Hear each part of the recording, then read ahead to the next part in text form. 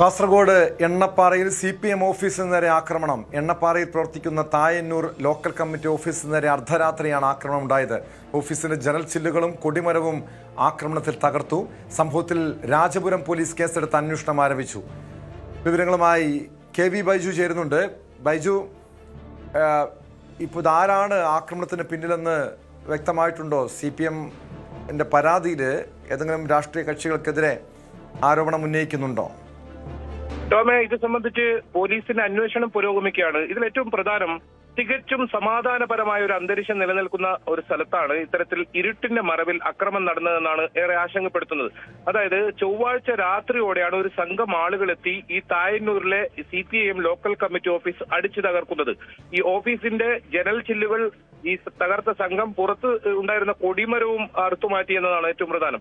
ഈ സമീപ പ്രദേശങ്ങളിലെ CPM-ന്റെയും DYFI-യുടെയും ഉൾപ്പെടെ CIT-യുടെയും ഉൾപ്പെടെ കൊടിമരങ്ങളും പിഴുതുമാറ്റിയ നിലയിൽ കണ്ടെത്തി. ഏതായാലും ഇത് തൊട്ടടുത്ത് ഒരു സ്ഥലത്ത് ഉപേക്ഷിച്ച നിലയിലാണ് കണ്ടെത്തിയത്. ഈ ലോക്കൽ കമ്മിറ്റി ഓഫീസിലെ സെക്രട്ടറി അവിടെ തന്നെയാണ് സ്ഥിരമായി താമസിക്കുന്നത്. ചൊവ്വാഴ്ച അദ്ദേഹം വീട്ടിലേക്ക് പോയിരുന്നു. ഈ സമയത്തായിരുന്നു ഈ അക്രമം ഉണ്ടായത്. അതുകൊണ്ട് തന്നെ ഈ ഓഫീസ് സെക്രട്ടറിയെ ആക്രമിക്കാനുള്ള ശ്രമമായിരുന്നു എന്ന് CPIM ലോക്കൽ കമ്മിറ്റി സംശയിക്കുന്നുണ്ട്. എന്തായാലും സംഭവത്തിൽ ലോക്കൽ കമ്മിറ്റി പോലീസിൽ പരാതി നൽകിയിട്ടുണ്ട്. അതേസമയം ഈ അക്രമത്തിനിടെ ജനൽ ചില്ല് കൊണ്ട് പരിക്കേറ്റ ആളുകൾ പരിയാരത്ത് കണ്ണൂർ ഗവൺമെന്റ് മെഡിക്കൽ കോളേജിൽ ചികിത്സ തേടിയതായും പോലീസിന് ഒരു വിവരം ലഭിച്ചിട്ടുണ്ട്.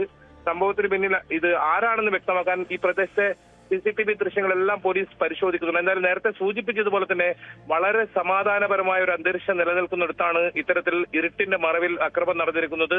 ഇതിന്റെ ഉദ്ദേശം എന്താണെന്നത് പോലീസ് കണ്ടെത്താനുള്ള ശ്രമം നടത്തുന്നുണ്ട്. നേരത്തെ പറഞ്ഞതുപോലെ തന്നെ CCTV ദൃശ്യങ്ങൾ കേന്ദ്രീകരിച്ചാണ് അന്വേഷണം. സാഹചര്യം എന്താണ്? ഒരു രാഷ്ട്രീയ സംഘർഷത്തിനുള്ള സാധ്യതയുണ്ടോ? പോലീസ് എത്രത്തോളം ജാഗ്രതയിലാണ് ബൈജു?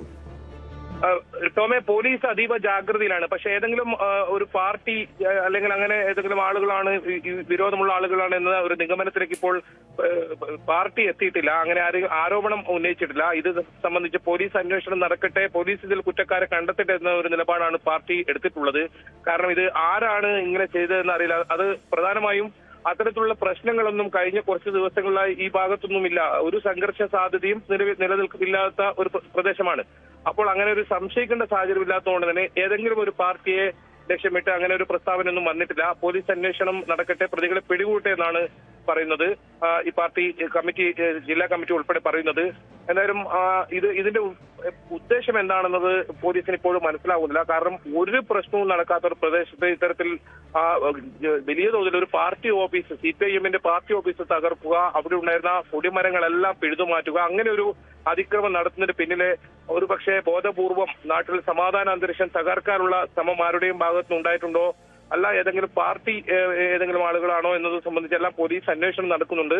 ഏതായാലും നേരത്തെ സൂചിപ്പിച്ചത് ഒരു പ്രധാനപ്പെട്ട തെളിവാണ്. ഇങ്ങനെ ഈ ജനൽ ചില്ല് അടിച്ചു തകർക്കുമ്പോൾ കണ്ണിന് പരിക്കേറ്റതാണെന്ന് സംശയിക്കുന്നു. അങ്ങനെ പരിയാരം മെഡിക്കൽ കോളേജിൽ ആളുകൾ ചികിത്സ തേടിയിട്ടുണ്ട്. അങ്ങനെയാണെങ്കിൽ പോലീസിന് വളരെ പെട്ടെന്ന് തന്നെ ഈ പ്രതികളിലേക്ക് എത്താൻ സാധിക്കുമെന്നാണ് മനസ്സിലാക്കാൻ സാധിക്കുന്നത്. അതോടൊപ്പം CCTV ദൃശ്യങ്ങൾ, ആ പ്രദേശത്ത് ഉള്ള എല്ലാ CCTV ദൃശ്യങ്ങളും പോലീസ് ശേഖരിച്ചിട്ടുണ്ട്.